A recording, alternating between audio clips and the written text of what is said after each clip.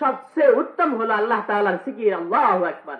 এজন্য বেলাল রাদিয়াল্লাহু তাআলা আনহু যখন উমাইয়া উত্তপ্ত বালুর মধ্যে শোয়ে হাতের মধ্যে ফেরাক মারছে, পায়ের মধ্যে ফেরাক মারছে, শীত করে উত্তপ্ত বালুর মধ্যে শোয়ে উপরে পাথর চাপা দিছে, এমন অবস্থায় উমাইয়া জালেম উমাইয়া বেলালকে বলল, হে বেলাল, বলো তোমার আল্লাহ নাই, আল্লাহকে ছেড়ে দাও, আল্লাহকে ছেড়ে দাও। যদি তুমি আল্লাহকে ছেড়ে দাও তাহলে আমি তোমাকে ছেড়ে দেব।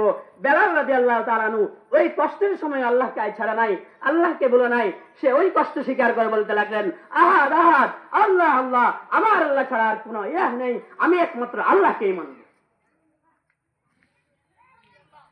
এজন্য আমরা তো এখন নামদারি মুসলমান হয়ে গেছি,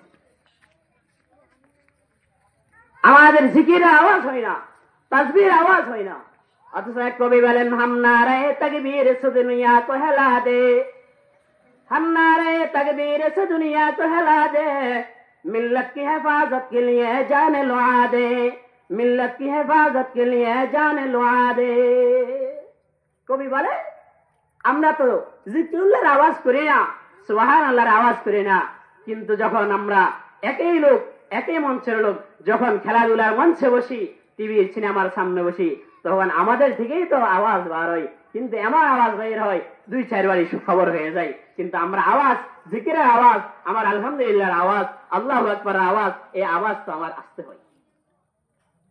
হাম নারে তাকবীর সে দুনিয়া কো হিলা দে, মিল্লাত কি হেফাজত কে লিয়ে জানে লো আদে।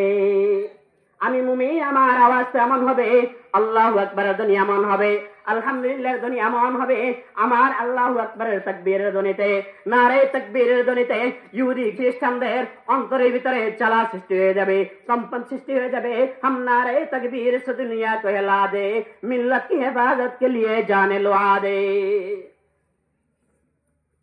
এজন্য আরেক হাদিস শরীফে আছে যে মানুষের দিলের মধ্যে গুনাহের কারণে মরিচিকা পড়ে, আর ওই মরিচিকা দূর হয় আল্লাহ তাআলার জিকিরের মধ্যে। এজন্য আমরা দুই একবার জিকির করি, লা ইলাহা ইল্লাল্লাহ,